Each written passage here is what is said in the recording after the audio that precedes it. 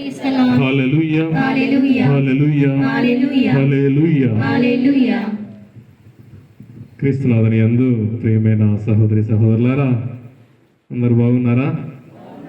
నిద్రలో ఉన్నారా? Very good. Answer గట్టిగానే వస్తుంది కొన్నిసార్లు నుంచి, అంటే మిగతా వాళ్ళకి నిద్రపోయినట్టే.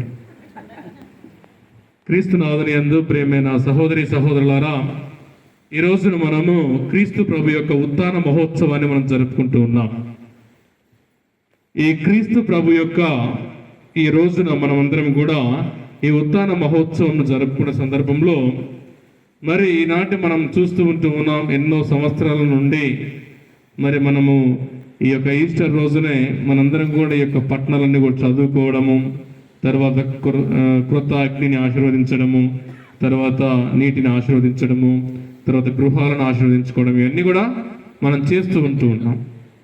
అయినా కానీ మరి ఈ యొక్క పండుగకి అర్థము అనేటువంటిది ఒకసారి మనము ధ్యానం చేసుకుంటూ ఉండాలి. ప్రియమైన సహోదరి సహోదరులారా, ఈరోజు ఈ యొక్క పండుగను మనం ఘనంగా జరుపుకోవడానికి చాలామంది ఈ పండుగని ఎక్కువగా జరుపుకోవడం అంటే క్రిస్మస్కు చూపించినంత ఎక్కువగా ఇక్కడ చూపించలేకపోతారు కొంతమందికి. ఎందుకు మరి ఏది గొప్పగా అయినటువంటిది మనం ఒకసారి ఆలోచన చేస్తే, క్రీస్తు జన్మదినము, క్రీస్తు పునరుత్థానము అనేటువంటిది, ఈ రెండిట్లలో కూడా పునరుత్థానానికి ఎక్కువగా మనం గొప్పగా జరుపుకుంటూ ఉండాలి. అలానే క్రీస్తు జన్మదినం జరుపుకోవద్దని అంటలేను, కాకపోతే క్రీస్తు ప్రభు యొక్క పునరుత్థానాన్ని మనందరం కూడా ఎక్కువ జరుపుకుంటూ ఉండాలి. ఎందుకంటే మానవులుగా అందరం కూడా పుడుతూ ఉంటాం. దైవ కుమారుడు ఈ లోకానికి అదే విధంగా పుట్టి ఉన్నాడు. కానీ ఈ పండుగను ఎందుకు జరుపుకుంటున్నామంటే, క్రీస్తు ప్రభువు మరణాన్ని జయించాడు. క్రీస్తు ప్రభు మరణాన్ని జయించారు కాబట్టి ఈ రోజున మనం ఈ యొక్క మహోత్సవాన్ని మనం జరుపుకుంటూ ఉన్నాం. మరి మనం చరిత్రలో చూసుకున్నట్టయితే ఈ మరణం అనేటువంటిది, జయించడం అనేటువంటిది ఎక్కువ లేరు ఎవరు. క్రీస్తు ప్రభు మాత్రమే మరణాన్ని జయించాడు కాబట్టి ఆయన జన్మదినోత్సవం కంటే ఇది ఇంకా ఎక్కువగా మనం జరుపుతూ ఉండాలి. దాన్నే మనకు అపోస్తులు మనం గమనించినట్టయితే, మేము క్రీస్తు ప్రభువుని, ఉత్థాన క్రీస్తు ప్రభుని ప్రకటిస్తూ ఉన్నాం. Praise the lord, praise the Lord. మేము మామూలుగా క్రీస్తు ప్రభుని కాదు, ఉత్థానమైనటువంటి క్రీస్తు ప్రభుని, ఎవరైతే తాను శత్రువుల చేతికి అప్పగించబడి తాను మరణించి ఈ యొక్క 3వ రోజున ఉత్థానము అవుతానని చెప్పి ఉన్నారో, ఆ ఉత్థానమైనటువంటి క్రీస్తు ప్రభుని మేము విశ్వసిస్తూ ఉన్నాం. కాబట్టి ప్రియమైన సహోదరులారా, అపోస్తులు బోధించినటువంటిది మామూలుది కాదు. మరి క్రీస్తు ప్రభువు ఉత్థానమయ్యారు కాబట్టి వారు ఇంకా ముందుకు వెళ్ళసాగారు. ఒకవేళ క్రీస్తు ప్రభువు ఉత్థానం కాకుండా ఉన్నట్టయితే ఆ రోజులోనే అంతమయ్యేటువంటిది. క్రీస్తు ప్రభు ఉత్థానమయ్యారు కాబట్టి వారికి అనేక విధాలుగా వారిని ప్రోత్సహిస్తూ వారి విశ్వాసాన్ని బలపరుస్తూ ఆయన వచ్చి ఉన్నారు. కాబట్టి మరి ఈ రోజున ఈ సమయంలో మనందరం కూడా ఇక్కడ గుమికూడి మనం ప్రార్థన చేస్తూ ఉన్నామంటే కేవలము ఇది మన యొక్క విశ్వాసం మాత్రమే. మరి ఈ రోజున మనం చూస్తూ ఉన్నాం, మొదటి పఠనము విన్నాం. మనందరం కూడా ఆ యొక్క సృష్టి ఏ విధంగా జరిగింది, మరి ఈ రోజున మనం ఎందుకు నేర్చుకోవాలి? మొదటి పట్టణం ఈరోజు చూస్తున్నాం, దాదాపుగా 7 పట్టణాలు ఉంటాయి. మరి ఈ రోజున వీళ్ళందరూ కూడా తక్కువ చదివాం కాబట్టి సరే ఇంపార్టెంట్ అన్ని చదువుకున్నాం. మరి సృష్టి అనేటువంటిది మనం ఎందుకు ఈ రోజున సృష్టిని చూస్తూ ఉన్నాం ఈ పట్టణంలో, ఆదికాండంలో? అంటే దేవుడు ప్రతి ఒక్కరిని కూడా ఆయన రూపంలో సృజించాడు అని చెప్పేసి, ఆయన పోలికను మనందరికీ కూడా ఇచ్చారు అని చెప్పేసి మనందరి యొక్క విశ్వాసం. అంతేకాదు ఆయన మనందరినీ కూడా తన వారినిగా చేసుకొని వెళ్ళడం, మనందరం కూడా ఆయన రూపంలో ఉన్నప్పుడు ఆయన మాదిరిగా మన జీవితాన్ని మలచుకోవడం, ఆయనలో మనము ముందుకు వెళ్ళడం అనేటువంటిది ఆ క్రీస్తు ప్రభు మనకి ఇచ్చినటువంటిది. అంతేకాదు ఆయన శ్వాసను మనకి ఇస్తూ ఉన్నారు. మరి ఈ రోజున నీవు నేను ఆయన శ్వాసని, ఆయన రూపాన్ని పొందుకున్న మనందరం కూడా ఆయనలో జీవిస్తూ ఉండాలి. ఆయన ప్రకారంగా జీవిస్తూ ఉండాలి. ఆయన యొక్క విలువలకు తగిన విధంగా మన జీవితం అనేటువంటిది, నడవడిక అనేటువంటిది ఉండాలి. ఎప్పుడైతే మనము క్రీస్తు ప్రకారంగా జీవిస్తూ ఉంటామో, ఆయన విలువలకు తగిన విధంగా జీవిస్తూ ఉంటామో, ఆ రోజున నీవు నేను నిజమైన పోలికలో సృజింపబడిన వారం అవుతూ ఉంటాం. నీవు నేను ఆ ప్రభు యొక్క శ్వాసలో ఉన్న వారం అవుతూ ఉంటాం. కాబట్టి మరి మనం ఒకసారి పరిశీలన చేసుకొని మన జీవితాన్ని ముందుకు నడిపించుకుందాం. తర్వాత మనం చూస్తూ ఉంటున్నాం ప్రియమైన సహోదరులారా, నిర్గమకాండంలో కూడా మనం విని ఉన్నాం ఏ విధంగా ఇజ్రాయేల్ ప్రజలను దేవుడు ఆది కాండంలో వాళ్ళు సృష్టించబడ్డారు. సృష్టింపబడినటువంటి వారందరూ కూడా ఒకవేళ పాపముతో ఉన్నాడు. మానవులు బలహీనులు, పాపం చేస్తూనే ఉంటూ ఉంటారు. కానీ అదే పాపమును చేస్తూ ఉన్నప్పుడు ఆ పాపాన్ని మనం తీసివేసుకుంటూ ఉండాలి, ఆ పాపాన్ని పరిహరించుకుంటూ ఉండాలి. కాబట్టి మరి వారందరికీ కూడా పాప పరిహారంలో ప్రభు ఇస్తూ ఉంటూ ఉన్నాడు. ఈ రోజున ఐగుప్తు దాస్యం నుండి, ఐగుప్తులో ఉన్నటువంటి బానిసలుగా జీవిస్తున్నటువంటి వారందరినీ కూడా దేవుడు మోషే ప్రవక్త ద్వారా ఏం చేస్తూ ఉంటూ ఉన్నాడు, వాగ్దత్త భూమికి తీసుకుని వెళ్తూ ఉంటూ ఉన్నారు. Praise the Lord. ఆ వాగ్దత్త భూమికి తీసుకుని వెళ్ళడం అనేటువంటిది మామూలు విషయం కాదు. వారు వారి యొక్క తప్పిదాలను తెలుసుకొని సఖ్యతపడి వారు వెళ్తూ ఉంటూ ఉన్నారు. ఈ వెళ్ళు సమయంలో వారు ఎర్ర మహాసముద్రాన్ని దాటాల్సినటువంటి సమయం వస్తూ ఉంటుంది. వారు ఆ సముద్రం నుండి వెళ్తూ ఉన్నారు కాబట్టి అక్కడ వారికి ఆ యొక్క జలం అనేటువంటిది ఏ విధంగా ఉంటుందండి, గోడగా మారుతూ ఉంటుంది, ఒక రక్షణ కవచంగా మారుతూ ఉంటుంది. అదే జలాన్ని మనం ఈ రోజున మనం ఏమనుకోవచ్చు అని జ్ఞానస్నానం అని చెప్పుకోవచ్చు. ఏ విధంగానైతే నీవు నేను తీసుకున్న జ్ఞానస్నానము మనకు ఒక రక్షణగా మారుతూ ఉందని మనకు రోమిల యొక్క పత్రిక 6వ అధ్యాయం 3 నుండి 11 వచనాలు ఇందాక చదువుకున్నాం. అదే ఆ ఇజ్రాయిల్ ప్రజలకు అదే నీరు రక్షణగా మారింది. ఎందుకంటే దేవుడు వారిని తన ప్రజలుగా ఎన్నుకున్నాడు. కాబట్టి ఈ రోజున నన్ను దేవుడు ఎన్నుకొని ఉన్నాడు. కాబట్టి మనము ఆ రక్షణగా మనం పొందుకున్న జ్ఞానస్నానాన్ని మన జీవితాంతం కూడా ఏం చేయాలి, జీవితాంతం కూడా గుర్తుంచుకుని ఆ రక్షణ ప్రకారంగా జీవితం జీవిస్తుంటూ ఉండాలి. మరి అదే విధంగా వీళ్ళందరూ కూడా ఇజ్రాయెల్ ప్రజలందరూ దాటారు. కానీ అదే నీటిలో ఎవరైతే శత్రువులు ఉంటున్నారో వీళ్ళందరూ కూడా ఏమవుతున్నారు, మరణిస్తూ ఉంటున్నారు. చూడండి ప్రియమైన సహోదరులారా, దేవుడు ఎన్నుకున్న ప్రజలు ఏ విధంగా రక్షింపబడుతూ ఉంటారు. కష్టములో, బాధలు, సమస్యల్లో, ఇబ్బందులలో ఆ ప్రభువు వారందరినీ కూడా కాపాడుతూ ఉంటాడు. ఈ రోజు నీకు నాకు కూడా అదే అవకాశం ఇచ్చి ఉన్నారు. నేను పొందినటువంటి జ్ఞానస్నానం అనేటువంటిది మనందరికి ఒక రక్షణగా మారుతూ ఉంటుంది. ఈరోజు మనం పొందుకున్నటువంటి రక్షణగా జ్ఞానస్నానం మారుతూ ఉంటుంది. తర్వాత వచనంలో మనం చదువుకున్నాము, మనకు అక్కడ యెషయా గ్రంథంలో చాలా చక్కగా చెప్పేవాడు. చదువు ఏంటిదంటే, ఎవరైతే దేవుని ప్రకారంగా జీవిస్తూ ఉంటారో వారందరూ కూడా రక్షింపబడుతూ ఉంటారు. దేవుడు సజ్జనుల పైన దుర్జనుల పైన ఒకే విధంగా ఇస్తూ ఉంటాడు. కానీ సజ్జనుడు ఏ విధంగానైతే దాన్ని స్వీకరిస్తూ ఉంటాడో అప్పుడు ఇంకా ఎక్కువగా ఆశీర్వదించబడుతూ ఉంటాడు. Praise the Lord. నేను పొందుకున్న ఈ యొక్క బాప్టిజం అనేటువంటిది, జ్ఞానస్నానం అనేటువంటిది మనం చిన్నతనంలోనే పొందుకున్నాం. ఎందుకంటే మనకి ప్రతిదీ కూడా చిన్నతనం నుండి మనం దేవుని బిడ్డగా ఎదగాలని మనం అభిలాషపడుతున్నాం, దేవుని బిడ్డగా మనం ఉండాలని చెప్పేసి. అందుకే మనకి జ్ఞాన తల్లిదండ్రులు ఉంటున్నారు. ఎందుకంటే మనల్ని సరైన సక్రమైన మార్గంలో నడిపించడానికి, జ్ఞానమందు మనల్ని నడిపించడానికి జ్ఞాన తల్లిదండ్రులు ఉంటున్నారు. ఈ రోజున ఇక్కడ మీ జ్ఞాన తల్లిదండ్రులు ఉన్నారా? ఇక్కడ ఎవరైనా జ్ఞాన తల్లిదండ్రులు ఇక్కడ ఉన్నారా? ప్రశ్నలు ఏం అడగట్లే కానీ ఉన్నారా? జ్ఞానస్నాన ప్రమాణములప్పుడు పక్కనే ఉండండి. ఉంటారా? మీరు మర్చిపోకండి తర్వాత నెక్స్ట్ అదే. కాబట్టి అది గుర్తుంచుకోవాలి. మీకు ఎవరున్నారా జ్ఞానస్నానం? ఎవరున్నారు? ఎవరికైనా గుర్తున్నారా? కనీసం నాకు వీళ్ళున్నారు ఫాదర్ ఎవరైనా గుర్తు చెప్పగలుగుతారా? మీ పిల్లలు మా కూడా ఉన్నారు, పేర్లు కావాలి నాకు. అదొక సింపుల్ ఆన్సర్ అయిపోయింది. నిజంగా ఉన్నారా? నిజంగా చెప్పారా? నా జ్ఞాన తల్లి గోపు ధైర్యజమ్మ మా ఊరు. నా జ్ఞాన తండ్రి బాసన్ ప్రకాష్ రెడ్డి అయ్యా, బ్యాప్టిజం. చూడండి, మరి వాళ్ళందరూ కూడా మనకి ఏం నేర్పిస్తూ ఉండాలా? అక్కడికి నువ్వు వెళ్ళాల్సిన అవసరం కూడా లేదు, ఎవరికో నీకు చెప్పాల్సిన అవసరం లేదు. నిన్ను నువ్వు మార్చుకో. మనలో మార్పు రావాలి. ఎక్కడో ఎవరినో మారుస్తా, నేను బైబిల్ పట్టుకుంటా ఉరుకుతా అని చెప్తే ఇవన్నీ పనిచేయవు. ఫస్ట్ మార్పు అనేటువంటిది నాలో జరగాల. ఈరోజు వాక్యం కూడా అదే ఉంటుంది. మార్పు అనేటువంటిది నాలో జరిగినప్పుడు ఆ ఇజ్రాయెల్ ప్రజలందరినీ ఎందుకు బానిసలుగా వెళ్ళిపోతున్నారు అంటే వాళ్ళల్లో మార్పు రావాలి, మనలో మార్పు రావాలి. మనం మంచిగా ఉంటూ ఉండాలి. మన జీవితమే మంచిగా లేకపోతే ఇంకొకరి జీవితం మార్చమని ఏ విధంగా చెప్పగలుగుతూ ఉంటాం. అందుకే క్రీస్తు ప్రభు కూడా అన్నాడు, గుడ్డోడు ఇంకో గుడ్డోడికి చూపిస్తాడు అని చెప్పి. అర్థం అంతే అట్లా అనలేదు, కానీ గురుడివాడు ఇంకొక గురుడివాడికి దారి చూపునా అన్నారు. ఇంకొక గురుడివారు ఇంకొక గురుడివారిని దారి చూపునా అంటారు. కాళ్ళు నడవలేని వాళ్ళు ఉన్నారు, వాళ్ళు ఇంకొకరిని ఎత్తుకొని పోతారా? వాళ్ళని ఒకరు ఎత్తుకోపోవాలా? అంటే ప్రభువుది ఏంటంటే మనము మార్పు అనేటువంటిది నీలో నాలో జరుగుతూ ఉండాలి.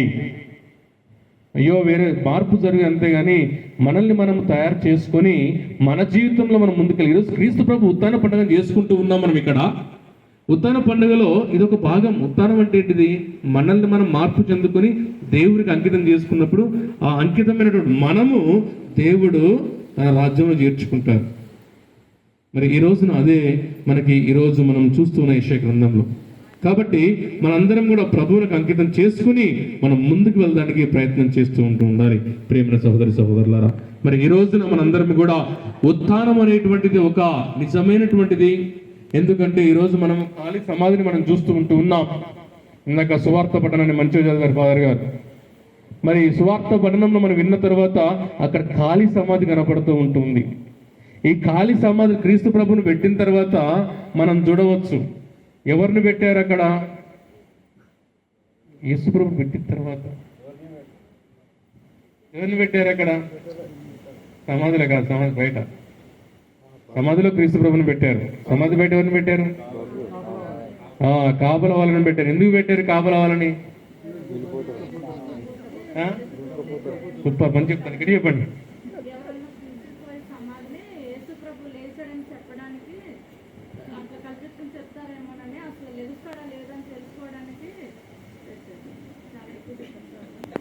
నాకు అనిపించింది ఇప్పుడు లాస్ట్ ప్రైజ్లా ఈమెలో ఉన్న ఒక మంచి గుణం మొత్తం చెప్పేసి వరకు ఎక్కువైంది ఫాదర్ అడుగుతుంది. అయితే ఎందుకు పెట్టారంటే ఇక్కడ రెండు రకాలు. వారు చెప్పింది ఒకటేమో క్రీస్తు ప్రభు ఉత్థానం అవుతారని చెప్పడం అనేటువంటిది ఒకటి. మనము ఇక్కడ అర్థం చేసుకోవాల్సింది ఏంటంటే క్రీస్తు ప్రభు ఉత్థానం అవుతారు. అప్పటి వరకు వారు ఎన్నో చేశారు అద్భుతాలు. లాజరుని లేపారు, వితంతు కుమారుని లేపారు. ఈ విధంగా అనేక మందికి అద్భుతాలు చేసుకుంటూ వచ్చినటువంటి క్రీస్తు ప్రభుని వాళ్ళు కూడా బహిరంగంగా కాకపోయినా అంతరంగంగా వాళ్ళు ఏం చేశారు? అంతరంగం ప్రకారంగా నమ్మారు. ఒకవేళ వాళ్ళు కానీ నమ్మకుండా ఉన్నట్టయితే ఆ రోజున ఇద్దరిని పెట్టలేకపోయేది కాదా? మీకు అర్థం కాలేదు కదా? మీకు అర్థమైందా? మీకు ఓకే, వాళ్ళకి ఒప్పుకున్నారు, వాళ్ళకి అర్థమైంది కాబట్టి, వాళ్ళకి వీళ్ళకి అక్కడ వాళ్ళకి అర్థమైంది కాబట్టి ఏంటంటే క్రీస్తు ప్రభు నిజంగా ఆయన చెప్పాడు ఏంటంటే 3వ రోజుని తప్పకుండా లేస్తానని చెప్పారు. కాబట్టి అరే ఇన్ని అద్భుతాలు చేశారు, ఇతను ఖచ్చితంగా లేస్తాడు అనేటువంటి వాళ్ళకు ఉంది. కాబట్టి వాళ్ళు ఏం చేశారంటే ఇద్దరు కాపలా వాళ్ళని పెట్టారు. ఎందుకంటే ఇన్ని జరిగినాయి. ఇంకొకటి ఏంటంటే ఇప్పుడు నాకు వారు చెప్పినట్టుగానే ఒకవేళ వేరే వాళ్ళు వచ్చి తీసుకోకపోతే మరి లేచాడని చెప్పేసి వాళ్ళే అంటారేమని చెప్పేసి. ప్రేమైన సహోదరి సహోదరులారా, ఇక్కడ మనం చూడాల్సింది ఏంటంటే అపోస్తులు కూడా వారు విశ్వసించారు, వారు వెళ్ళారు, కనుగొన్నారు క్రీస్తు ప్రభు లేరనేటువంటిది వారికి తెలిసింది. అక్కడ ఉన్నటువంటి దేవతలు అడుగుతున్నారు, మీరు ఇక్కడ ఎందుకు వెతుకుతున్నారు? సజీవుడైనటువంటి వ్యక్తిని ఇక్కడ కాదు వెతకాల్సింది, సజీవుల దగ్గర వెతకాల్సింది. Praise the lord, praise the lord. ఈ రోజున నీవు నేను కూడా అదే ఉత్థాన భాగ్యాన్ని పొందడానికి మనందరం కూడా అదే విశ్వాసంలో మనం ముందుకు వెళ్తూ ఉన్నాం. అటువంటి విశ్వాసం అనేటువంటిది మన జీవితంలో చాలా చాలా చాలా ముఖ్యం. ఆ ఉత్థాన భాగ్యం అనేటువంటిది మనకు రావాలి. ఈ రోజున నీవు నేను ఇంతవరకు ఉంటున్నామంటే మన యొక్క జీవిత లక్ష్యం ఏంటిదంటే మనం పరలోకానికి చేరడం అనేటువంటిది. ఎవరమైనా ఈ లోకంలో దేవుణ్ణి చేరుకోవడమే ఈ యొక్క ఆత్మకు ఉండాల్సిన అంతిమ లక్ష్యం. ఈ లక్ష్యంలోకి మనం ఎప్పుడైతే వెళ్తూ ఉంటామో దేవుని తప్పకుండా చేరుకోగలుగుతూ ఉంటాం. ప్రేమైన సహోదరి సహోదరులారా, మరి ఈ రోజున మనము ఒకసారి మనము కొరింథీయులకు రాయబడిన మొదటి లేఖ 15వ తర్వాత మీరు చదివితే అక్కడ కనురెప్పపాటులో మరణం అనేటువంటి సంభవిస్తూ ఉంటుంది. కన్ను తెరిస్తే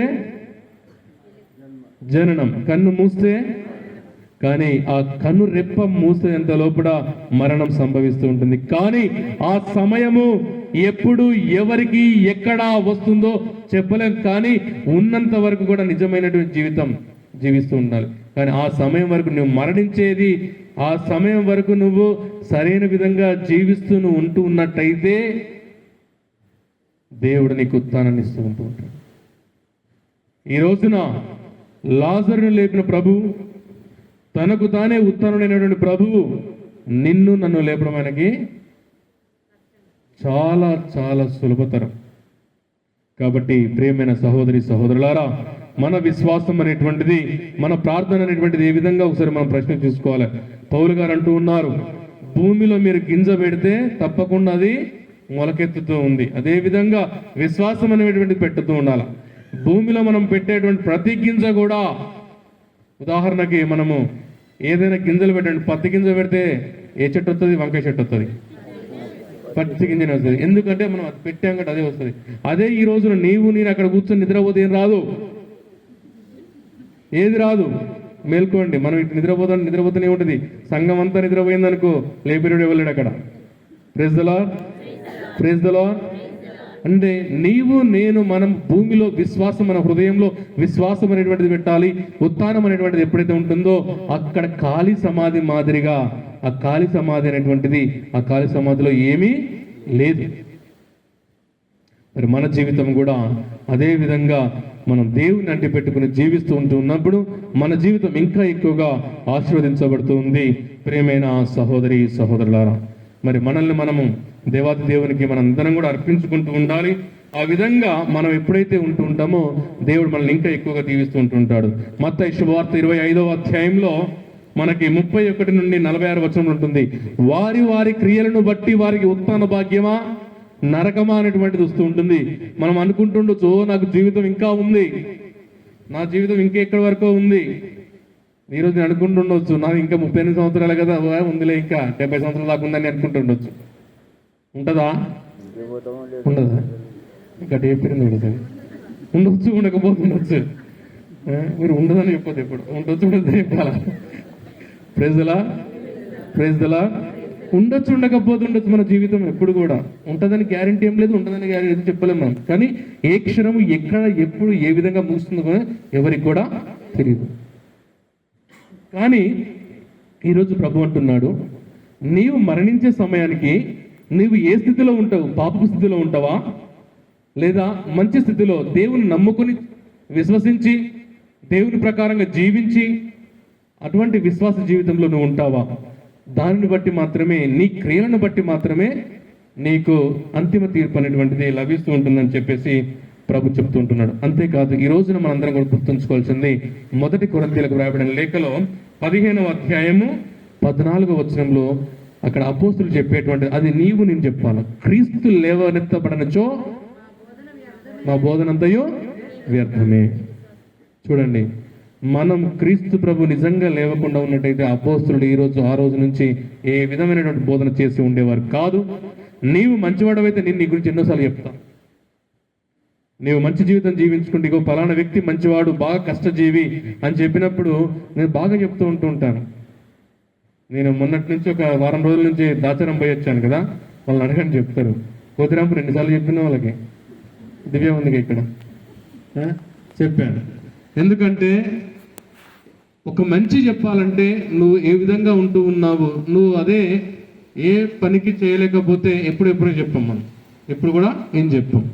అందుకనే మన జీవితం అనేటువంటిది ఆ క్రీస్తు ప్రభువు ఉత్థాన భాగ్యాన్ని పొందుకున్నటువంటి ఆ క్రీస్తు ప్రభువు మనందరము కూడా ఆయనకు సాక్షులంగా నిలుస్తూ మనం ముందుకు వెళ్తూ ఉండాలి.